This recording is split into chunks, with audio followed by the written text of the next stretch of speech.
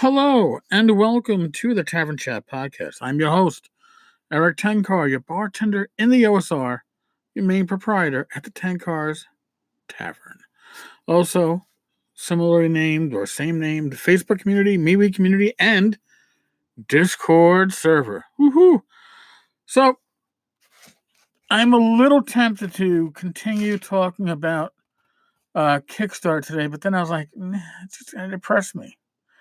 And not because I find Kickstarters depressing, but there are bad actors that have used Kickstarter, and we've talked about that.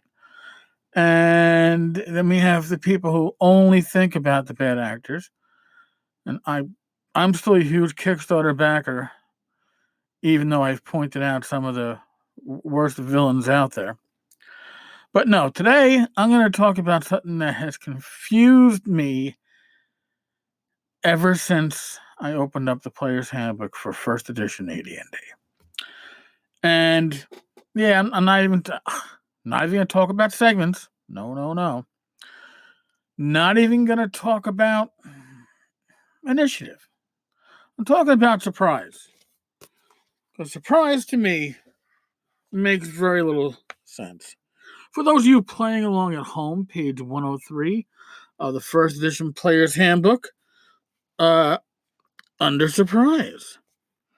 I'm going to read surprise, and then we'll talk about something. Surprise is simply the unexpected, unprepared for.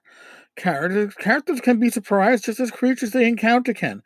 Noise and light can negate chances for surprise with respect to characters or creatures they encounter. Surprise is usually expressed as a 2 in 6 chance for all parties concerned. A 600 die is rolled with a 1 or a 2 indicating surprise. Some monsters are more capable of surprising foes than the 2 in 6 probability, and some cannot be surprised as easily, so they have reduced possibilities. 1 in 6, 1 in 8. Each one of surprise equals 1 segment. You see, I wasn't going to talk about segments, but here we are. Segments, 6 seconds of time lost to surprise party, and during the lost time, the surprising party can freely act to escape or attack or whatever. If both parties are surprised, then the effect is negated or reduced. And then they have a surprise dice difference, which tells you how many segments. Now, for those of you who maybe came in later to gaming, you don't remember segments in D&D. Segments were very important in AD&D because spells had a casting time. And if you were hit in that time frame when you were casting your spell, you lost the spell. It never went off, but you lost it. So, yes, harm and foul. So, these segments, though, of surprise for combat,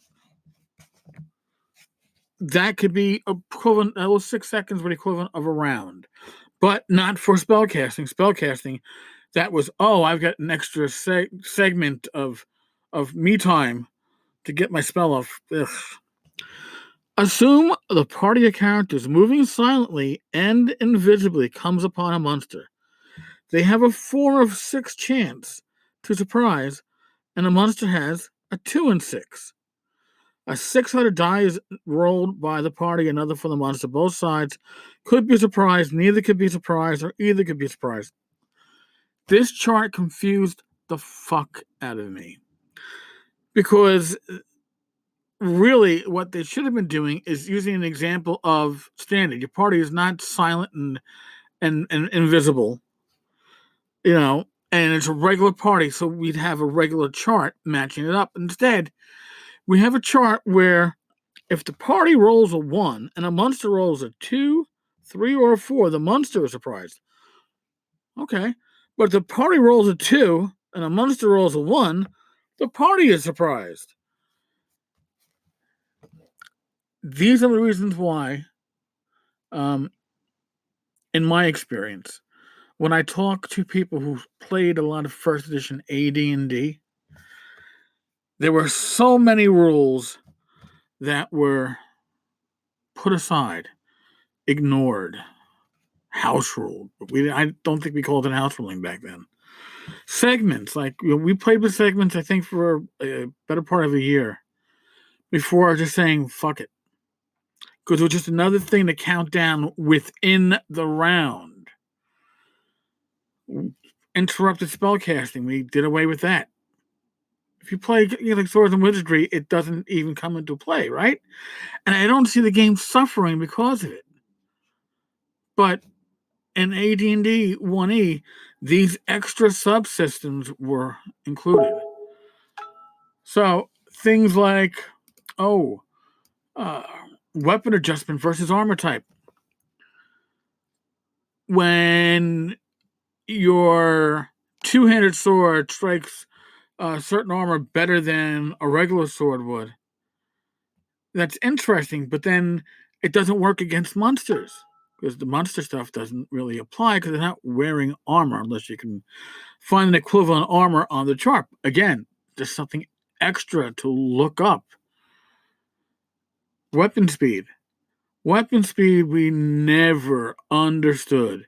And I know there's a way where against the two-handed sword, if the initiatives are tied, that the dagger can strike multiple times. Never figured that shit out.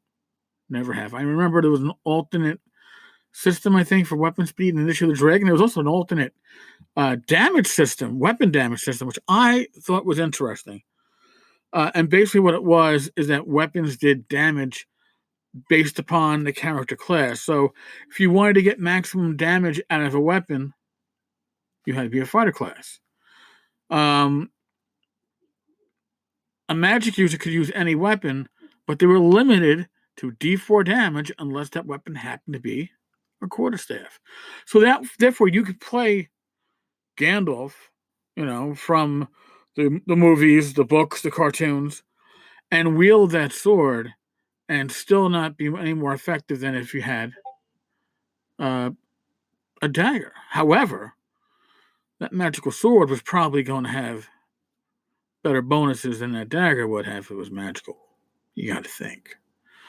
So, I look back fondly on my 1E days, but I look back now, 40 years later after I was introduced to it, and I realized there was just so much that we did not do to play by the rules. And remember, these rules were written because the idea is that Dungeons and Dragons and the basic expert rules were, I don't know if expert was out when it's released, but definitely the basic rules.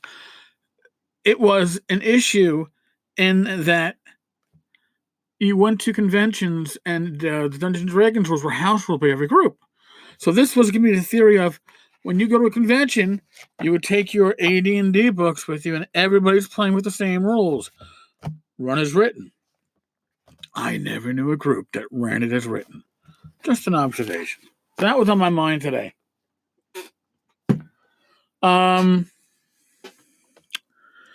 We're sneaking up on Thanksgiving. I don't think there's going to be a tavern chat hangout on the Discord server tomorrow. It's the night before Thanksgiving.